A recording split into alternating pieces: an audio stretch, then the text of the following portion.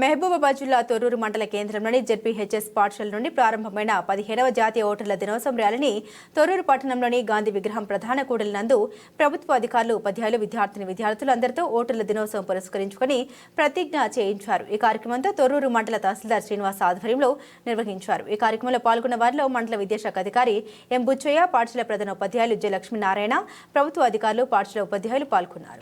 ఓటర్ల దినోత్సవం మన ప్రజాస్వామిక దేశానికి ఓటరు హక్కు అనేటువంటిది చాలా ముఖ్యమైనటువంటిది.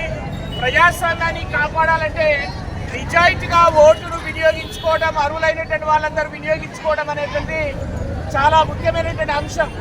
ప్రతి సంవత్సరం భారత ప్రభుత్వము ఎన్నికల కమిషను మరి 25 జనవరి తేదీన జాతీయ ఓటర్ల దినోత్సవంగా నిర్వహించడం జరుగుతుంది. ఈ సందర్భంగానే మనం అందరం కూడా ఇవాళ ఉన్నత పాఠశాల నుంచి ర్యాలీగా ఇక్కడికి రావడం జరిగింది. మరి ఈ సందర్భంగా మనం అందరం కూడా నిజాయితీగా మనం ప్రమాణం చేద్దాం, ప్రతిజ్ఞ చేద్దాం. నేను ఒకసారి ఈ ప్రతిజ్ఞలో ఉన్నటువంటి అంశాలను నేను చదువుతాను, మీరందరూ కూడా నన్ను ఫాలో కావాల్సిందిగా విజ్ఞప్తి చేస్తున్నాం. ఓటర్ల భారతదేశ పౌరులమైన మేము ప్రజాస్వామ్యంపై విశ్వాసంతో మన దేశ ప్రజాస్వామ్య సాంప్రదాయాలను స్వేచ్ఛాయుత, నిష్పక్షపాత, ప్రశాంత